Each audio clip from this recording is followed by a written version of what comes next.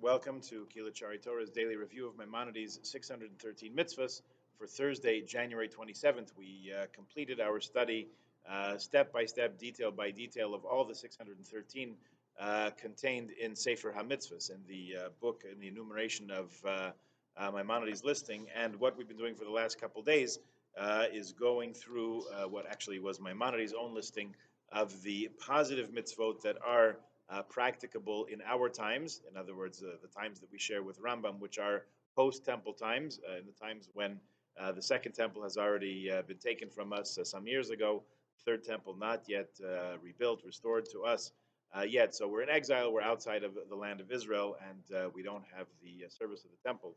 So Maimonides himself listed some 60 mitzvahs, which we went through over the last couple of days, which are practicable in our times, mostly the laws of holidays, festivals, of resting on Shabbos, and of keeping true to our word and following those other eternal mitzvahs of belief in Hashem, awe and love of Hashem, and belief in the unity of God, which we proclaim with the Shema. So now we're going to go through a list of 200 negative commandments, which are also applicable, practicable in all times, as we understand.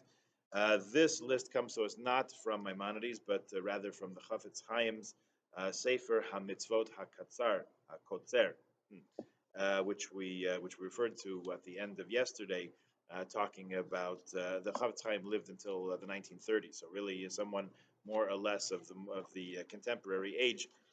So he lists also his own listing of mitzvahs that are applicable in our days. I believe there are 277. That number rings a bell. I could check that. But of the mitzvahs which are applicable in all times, that don't necessarily have to do with living in the land of Israel or with honoring, respecting, and participating into whatever extent possible the service in the temple. So let's start going through those. Takes a couple of days, and we'll review those quickly. Prohibition number one: believing in or ascribing deity to anything other than God. So if you believe in good luck charms or in soothsayers, anything else, or any idol, God forbid, so that's prohibition number one. We're not allowed to believe in or ascribe godly powers to anything other than Hashem, and HaKadosh Baruch Hu, the master of the universe, creator of heaven and earth, the one above. Prohibition number two: making images for the purpose of worship. So even if one doesn't actually believe in these idols, but simply produces them, you have a factory. That's also a prohibition. Separately, number three: making an idol for others to worship. So not for me, but I'm a wholesaler. Prohibited.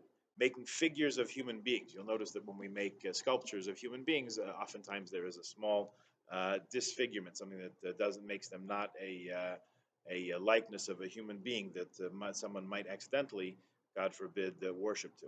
Bowing down to an idol is another prohibition. Worshipping idols is another prohibition. Handing over some of our offspring to the Molech, an ancient ritual of child sacrifice, which would be far from our minds. Nevertheless, if the Torah says it, then you know that it's at least it's a hava mina, it's a thought that arises in the mind of some. Practicing the sorcery of the Ov, we spoke about.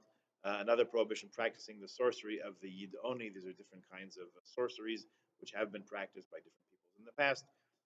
Studying idolatrous practices, of course, obviously, some people, because of their profession, will need to know how to do that. The sages of the Sanhedrin would have to be able to recognize idolatrous practices, so of course they'd have to be versed in that. But for the rest of us, who it's not part of our truck and barter every day, so we avoid even the study of idolatrous practices. Erecting a pillar which people will assemble to honor is another prohibition. Making figured stones upon which to bow down, prostrate ourselves. Swearing by an idol. If we swear in the name of an idol, that's a prohibition of the Torah, according to Maimonides, and this listing explains that that's prohibited in all times. Summoning people to idolatry. We're not allowed to call people together for the purposes of false worship. Loving the person who seeks to mislead others into idolatry. In other words, we have to have no mercy on that person. We have to stop him from what he's doing. It's a prohibition to relax one's aversion to the misleader, someone who brings other people to idol worship or to thinking about foreign gods and so on.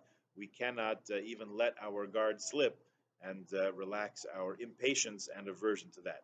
We're not allowed to save the life of the misleader. Once that person has been sentenced by a court to be executed, we're not allowed to save their lives. Benefiting from the ornaments which have adorned an idol. So even if they're taken down, removed from the idol, we're not allowed to have any benefit from them.